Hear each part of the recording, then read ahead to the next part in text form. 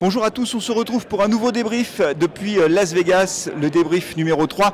C'est la deuxième journée ouverte au public et j'ai passé cette journée ici au Venetian Exposition et c'est là que se trouve la délégation française à l'Eureka Park et c'est là que j'ai passé le plus gros de ma journée. En réalité, j'ai rencontré beaucoup de start-up françaises, une délégation de la French Tech très nombreuse comme chaque année, environ 135 start-up françaises qui sont présentes sur la French Tech. Néanmoins, il y en a moins que l'année dernière. Un recul assez sensible quand même, pour plein de raisons, mais il faut dire que l'année 2023 a été difficile pour les startups françaises. Les levées de fonds ont été moins nombreuses, moins importantes. Il faut dire que les taux d'intérêt ont remonté, donc forcément ça complexifie un peu la donne. Et puis il y a un certain nombre de startups aussi qui ont rencontré des difficultés financières. Il n'en reste pas moins qu'il y en a beaucoup. Et il y a beaucoup d'innovations, beaucoup de choses très intéressantes. Alors évidemment, je n'ai retenu que deux startups aujourd'hui que je vais mettre à l'honneur, parce que sinon je serais trop long.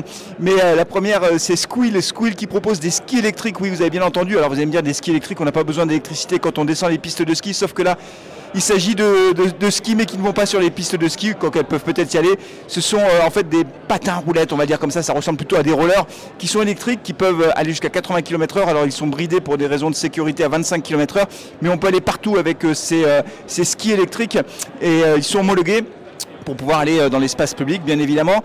Et ce qui est intéressant, en tout cas c'est ce que disent les créateurs de ces skis électriques, c'est que ça représente, ça donne la sensation d'être réellement sur des skis. Pour ceux qui aiment faire du ski, et ben ils retrouvent à peu près les mêmes sensations, et c'est un moyen de déplacement qui est évidemment d'un point de vue environnemental beaucoup moins impactant écologiquement, puisque ce sont des skis électriques, et que l'autonomie est de 30 km, ce qui est plutôt pas mal. Alors il peut y avoir une charge supplémentaire qui permet de doubler l'autonomie en emportant des batteries avec soi, mais 30 km ça suffit largement pour beaucoup de gens quand ils vont au travail.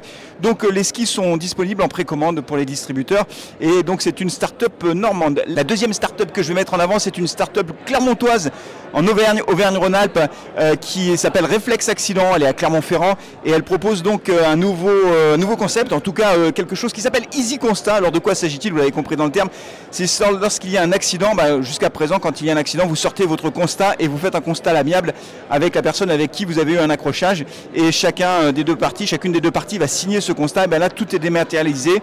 Il y a une application qui permet de géolocaliser l'accident, de permettre avec un chatbot d'expliquer les conditions de cet accident, et derrière ça va pouvoir modéliser un certain nombre de choses, et donc l'intelligence artificielle derrière va pouvoir mettre en place les conditions de l'accident, et derrière il y a une signature évidemment électronique, c'est-à-dire que les deux parties vont accepter ce constat via une application.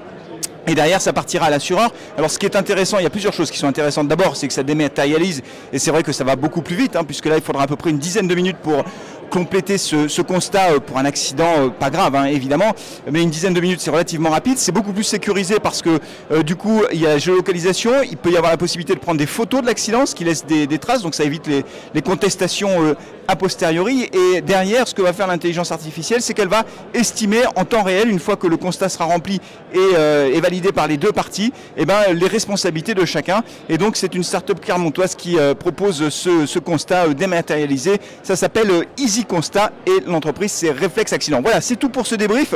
On se retrouvera évidemment pour une prochaine vidéo pour faire le bilan complet de ce CES 2024. À très bientôt.